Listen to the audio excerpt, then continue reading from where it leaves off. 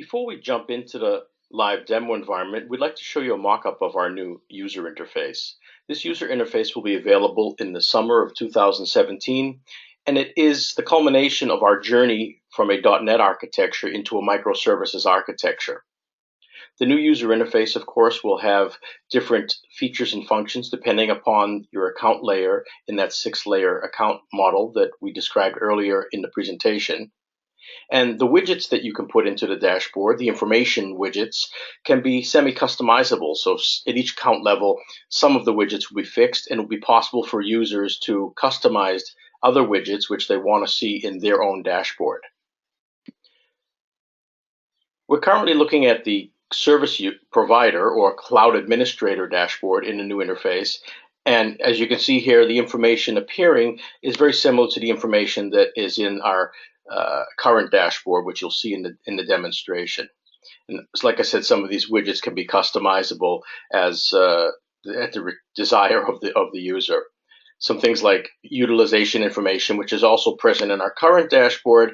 We give you more custom information, and this information is all accessible, of course, via a REST API, because our new user interface will also have its own REST API so that you can interface it into other cloud portals as required, or put other cloud portals into CloudController if you want CloudController to be the managing portal of your cloud service infrastructure. At the top of the dashboard, one can see that the products that we currently have, CCIS and CCPB, our platform builder, have their own dashboard, which are accessible by tabs. And this will be the format that we will use moving forward when other products come into the portfolio or other main features are added that require their own dashboards, such as policy-based SLA management and other things that are in our midterm roadmap. Cloud service users will also have a new dashboard in the same form as the new UI, also with the ability to customize some of the widgets in the dashboard. This particular view is an overview that a service user would see when logging into the new user interface. And via the buttons at the top here, you can go to different various functional areas. For example, the provisioning menu or the cloud brokerage screen where you can order pre-configured virtual machines, and the ability to self-configure virtual machines. For example, the cloud brokerage screen looks like this, where it's very similar to the user interface you'll see in the actual product. This, remember, is a mock-up, and it's possible to filter VMs that are available in the brokerage screen via price or virtual machine or service object configuration, contract lengths, and many other possible potential features. On the self-configured screen, it works very similarly, and the provisioning screen mocks up how a virtual machine will go through its provisioning workflow that is very similar to what you will see in the actual interface when we log in and configure a virtual machine. I hope this has given you a little taste of what our new UI is going to look like. It will be ready in the summer of 2017. And as stated earlier, it is part of our journey to migrating from a pure .NET application to a microservices architecture. If you want further information, please contact our engineering team through your sales representative, and we'll be happy to go into more detail with you on this. Thank you very much. And now we go into the live demo. Before we jump into our demo environment, we'd like to return back to one of the slides that we showed you in this presentation to remind you what you will see in the demonstration. Number one, we're going to show you how we register on-premise and public cloud resources into CloudController. Then we're going to show you how to build service catalogs. And thirdly, we will show you how the supply chain manager works. After these 3 steps have been shown from the cloud administrator perspective, we'll jump into a cloud service user account, order a virtual machine or multiple virtual machines from the cloud service brokerage feature in CloudController. Then we'll see it provisioned and log into it with RDP, for example. So without further ado, we'll jump now into the demo environment. Okay, we're now logged into a demo environment that's running in our demo center in Germany, and we're logged in as the service provider account or the cloud administrator, as you can see in the upper right hand side of the screen.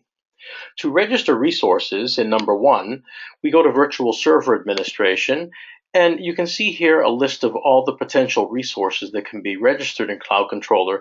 This is dependent, of course, upon the licensing for CloudController. You can choose to license various hypervisors or not, and go from there. So we're going to show you that we're managing a multi-cloud environment.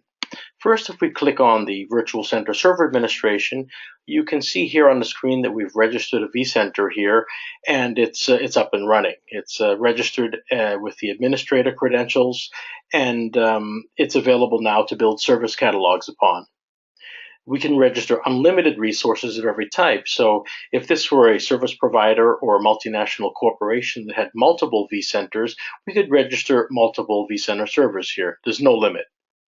Also here, we have registered an OpenStack Nova endpoint. So you'll see here a Ubuntu OpenStack environment that's also been registered, and it's running in the same cloud managed by CloudController. Next to the hypervisors, of course, we have to register data stores and IP pools, and those are done in a very simple fashion per platform. If I show you here on the VMware environment, you'll see that there's one data store group that's registered here with a list of all the templates that are available on it, and you can even choose which LUNs are available in the data store. Works in a similar fashion for IP pools. The IP pools that we've registered here are listed, and to register a new IP pool, we would just enter the relevant information that we need to get it going. So that's on the on-premise side, a short overview of how that works. For the public clouds, it works exactly the same way, actually. We can register public cloud accounts from Amazon, Microsoft Azure, and IBM SoftLayer for virtual and bare metal servers. In this particular example, you can see that we have 4 Amazon accounts registered. All you need to register them is the access key ID and secret access key that you generate as a key pair in your Amazon account. You choose the region that you want from the regions that are available. All of them are, of course, available, and you give it a name. It works exactly the same way for Microsoft Azure. But in the Azure case, of course, you need to first create a storage container, register it to CloudController as a data store, and then you can register the Azure account given a management certificate that you've generated in the Azure account. And this works exactly in the same fashion for IBM SoftLayer / Bluemix, whether it's a virtual or bare metal server environment. You can see here it works in the precise the same fashion as it does for all the others. Once you have the resources registered, of course, they're available to build service catalogs upon. And in this particular cloud, we can build service catalogs of service objects for virtual machines, server resource pools, which we call CPARs or cloud partitions, additional services, which are services that CloudController doesn't automatically provision, but which are taken into payment and service lifecycle workflows. You can also execute scripts based upon additional services items, so you can semi-automate functions that CloudController doesn't automatically provision and deploy, like backup services, archiving, and the like. And of course, if we had a platform builder server here, we would register it here as well and build service catalog items upon it. Let's take a look at a couple of virtual machine service catalog item templates. Here you see a list of all the templates that are available for service catalog items, virtual machine service catalog items, in this particular CloudController managed cloud. You can see that there are various operating systems available, and we've indicated in a name where some of these service catalog items are running. For example, VMware or Amazon Web Services or Azure, etc. Let's now take a look at 2 specific service catalog items of the same type. One running on the VMware environment and another one running on an Amazon Web Services environment, just as an example. So let's take a look at this particular Windows Server 2012 R2 configuration that's running in our VMware environment. We click the Edit button. You'll see a number of tabs that allow you to set up how this service catalog item is configured. You'll see, of course, generic information about it and some orchestration information about how the service is going to be rolled out and managed. For example, if automatic renewal is allowed, whether the service objects should be destroyed or deactivated at the end of their service lifecycle, some contract duration units that are available, and several other features that you may want to configure. On the virtualization tab, you'll see that it's running, of course, in our VMware environment, and you can specify down to the cluster level where virtual machines from this service catalog item template will run. We are reading in a list of all the virtual templates that are available on the vCenter, and they're available here to build service catalog items upon. And you'll see here under several other features that you can add per service catalog item, such as hard drive provisioning, thin HDD provisioning, and whether VMs should be placed into a specific vCenter folder. On the availability tab, you can specify which users or groups of users in specific supply chains have access to this service catalog item. And then, of course, we're running this on a VMware environment, so we have to specify the virtual hardware options that are available for service users to order for CPU, memory, hard disk space, and if there are auto approval settings allowed or required, and if CPU fine-tuning is enabled for setting minimum clock speeds and limiting clock speeds. This is all supported from within CloudController, reading it directly out of the vCenter environment. On the networking side, we determine which IP pools are available, which NIC types should be used, which subnets should be used from those that are read in from the vCenter, and which should be the default if you have multiple IP pools selected here. And of course, just with any and all of the service infrastructure, you have to specify pricing, which goes into the payment workflows of CloudController. On the storage side, you register the data store groups. Here you'll see the data store group that we showed you a few moments ago, and you can specify if snapshots are enabled for virtual machines that are created from this service catalog template. You can have user-enabled snapshots or free of charge snapshots that are per schedules that are created in our snapshot manager. One thing to note is that our snapshot scheduler manager works exactly the same way on all on-premise hypervisors and public cloud services that are compatible with CloudController. So you have a single way of giving service users the ability to take snapshots and recover snapshots with a few clicks of a mouse. The Applications tab that you see here is going to be used in the future when we have our application marketplace available, so there's nothing really to see there now. That'll be available in the second half of 2017. And in the Pricing tab, you see all of the pricing that has been entered in the virtual hardware, networking, and storage tabs, which is summed up here. You can change it if you like to here, select different contract duration units, determine when contracts for the service object begin, whether at the time of order or time of provisioning, and several other features such as pricing and discounts and contract duration discounts. Those are all available here in the template. And this is as typical of an on-premise hypervisor service catalog item template. It looks pretty much the same for all of the on-premise hypervisors that are compatible with CloudController. This is different for OpenStack, which works on flavors, and for public cloud services, which you'll see in a moment, work on instance types. So I'm still on number one with respect to the slide that we showed on how to build and manage a cloud with CloudController, registering the resources. Let's go back now and show you a service catalog item that's based upon Amazon Web Services, also for a Windows 2012 R2 server. I'll select this item here and edit it so you can take a look inside of it. The basic tab is the same, so the same exact workflow and automation method is used. On the virtualization tab, you can, of course, select Amazon, the account. This is one of the 4 accounts that was registered when I showed you the public cloud administration menu block. And you can even select the availability zone that is used. The virtual template is actually grayed out now because CloudController is reading in real time all of the AMIs that are available from this availability zone in this Amazon account where this Amazon account is located. So now you see that it's not grayed out. So you can select, if you want to, a different virtual template, or if you're creating a new service catalog item, or you can even change the one this is based upon. You'll see here when I click upon this drop-down menu that every single AMI that's available in this availability zone at Amazon is presented here in a drop-down menu. There's literally hundreds of them here. You can select the one you want for the various service catalog items that you wish to create. The availability tab works exactly the same way. And on the storage tab, for Amazon, for example, you don't have to select a data store, but you do have the ability to configure the snapshot management that you want to have available on this service catalog item template. You can see here we've enabled service users to create their own snapshots, and we've embedded some free of charge snapshot schedules that were created in the snapshots menu block. You give prices to them as well. The applications tab will work exactly the same way for the application marketplace.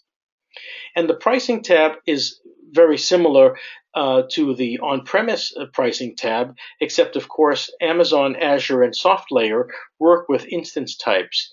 And one can see here that we've selected only the 3 smallest instance types of this particular AMI to be made available to service users in this cloud. So you have full flexibility to choose the instance types that you want to make available to specific users and groups of users in the supply chain. You'll see when we order a virtual machine from this template that indeed only 3 of the service instance types are available. The third thing I wanted to show you in the service provider cloud administrator account is how the service supply chain manager works. You saw this in the availability tab of the service catalog items that were just shown to you, but this cloud administrator can take a look at all the child accounts that exist in this cloud. And one can see here there's about 10 different reseller supply chains, 2-tier supply chains that have been created, and they've got different categories. Some of them are bronze, silver, or gold. 2 of them actually don't even have a category, which means there's no discount relayed onto the 2-tier supply chain. But you can set up service category discount levels, and you can even make a unique category discount for every single supply chain that's created. If we were to create a new child account, you just click the new child account button, select whether you want to have a reseller or a distributor for a 2-tier or 3-tier supply chain, and then you enter the requisite information that's required to create the account. That's really what we wanted to show you in this short demo from the service provider perspective. Now we're going to jump over to another browser, and we're going to log in as a consumer, a service user in a 2- or 3-tier supply chain, and you'll be able to see how he can review existing service objects and order new ones.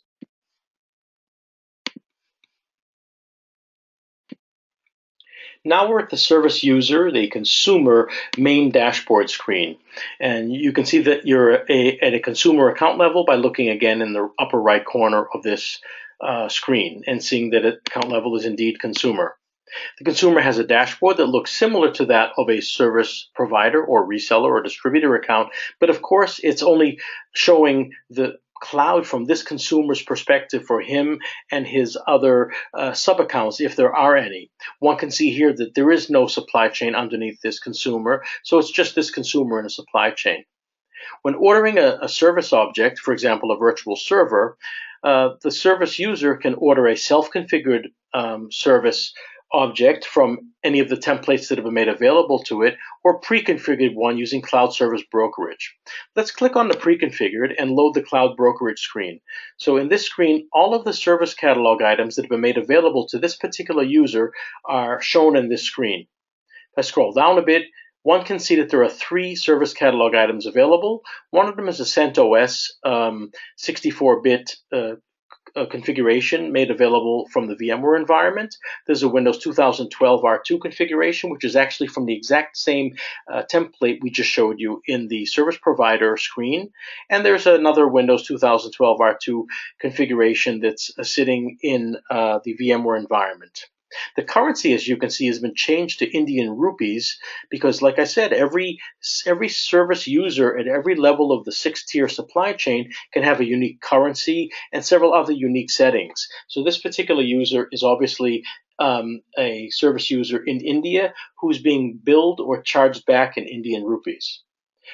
You can filter on the brokerage screen based upon price per service object per month, or by configuration of the virtual machine, by specific service catalog item template, or an operating system. For example, if I click on Windows 2012 R2, one can see that the CentOS configurations disappear.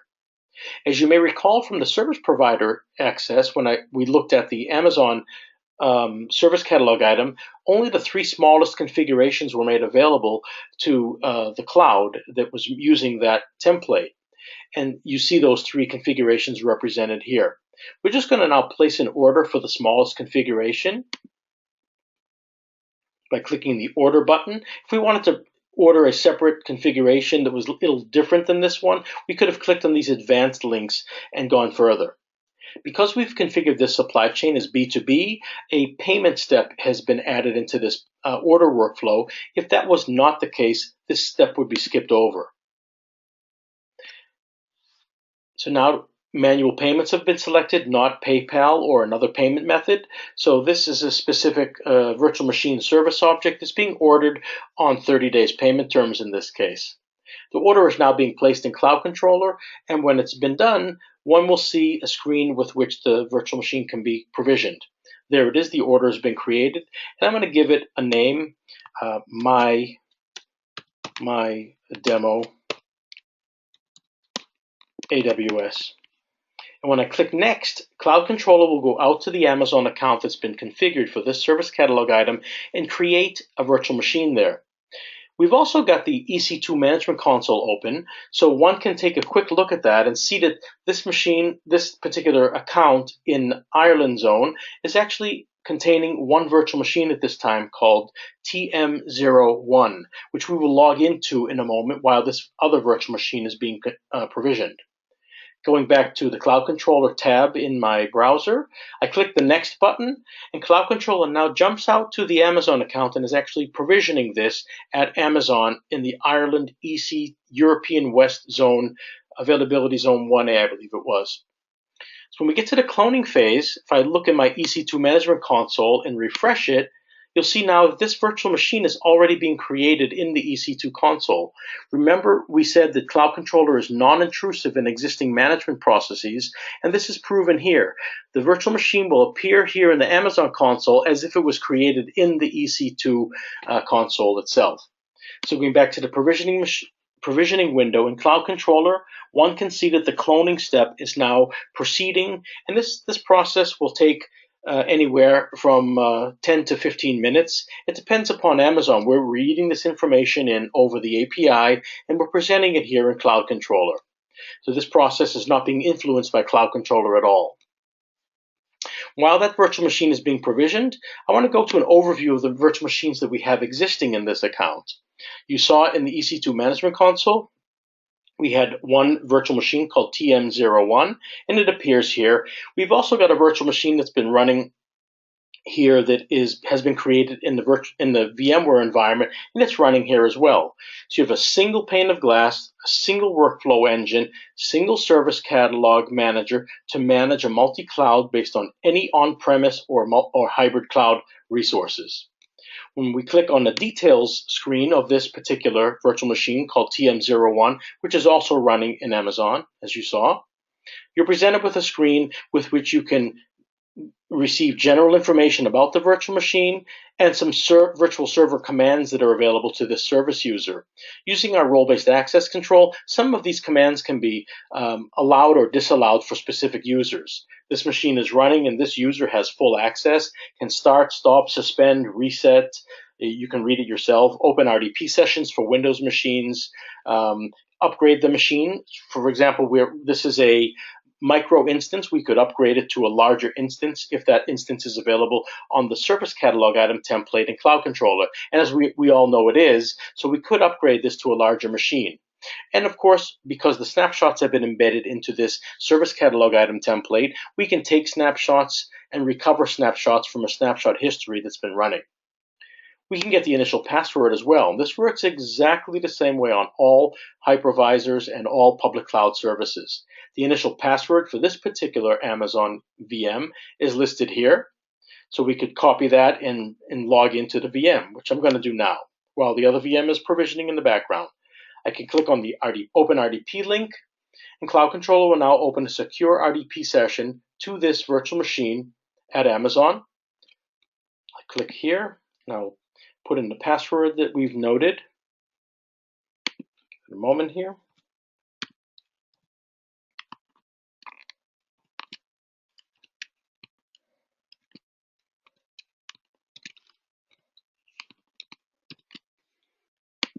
And now we've logged into the Windows 2012 server that you see here, which is running at Amazon.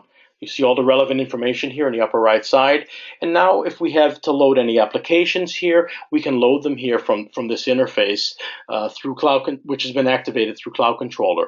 A little later this year, when our DevOps API is complete, you'll be able to run DevOps CM tooling scripts, for example, Puppet blueprints or Chef recipes or Ansible scripts from the CloudController interface. It's not available in the interface yet, so you couldn't see it there. But now the way you would do that is by logging into the virtual machine and running the scripts and blueprints that you would like.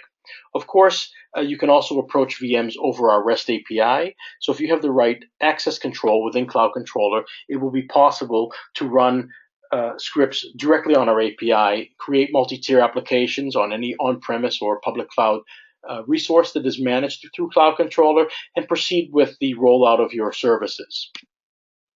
Now, heading back to our CloudController dashboard, I can go back to the provisioning menu really quickly, and one can see that this virtual machine that we've created is still cloning, and it's just going to take a few more minutes to be created and appear in our overview screen. While that virtual machine is still being provisioned, let's quickly show you how the billing and payments contract overview works in CloudController. Going to the billing and contracts menu block.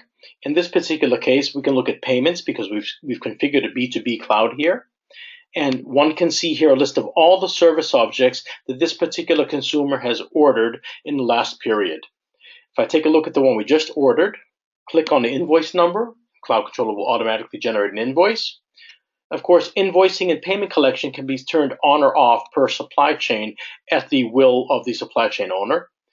But the virtual machine that was ordered has here indeed a PDF version of the invoice that the two-tier supply chain owner, a reseller, sent to this user. And the user also received this via email. And one can see here that is indeed from the reseller to a consumer. An invoice has been created for the base virtual machine that shows line by line what has been ordered on this particular virtual machine, including here an additional services item that allows you to bring the cost of a guest OS into the billing cycle with the virtual machine itself. This concludes the short demo that gives you an overview of the functionality that CloudController offers to cloud owners and cloud service users. For a more in-depth demo of CloudController, I suggest you contact our sales department at one of the links located on our website, or feel free to call us or email us, and we'll be happy to service your request. Thank you very much for your time today, and we look forward to hearing from you. Bye-bye.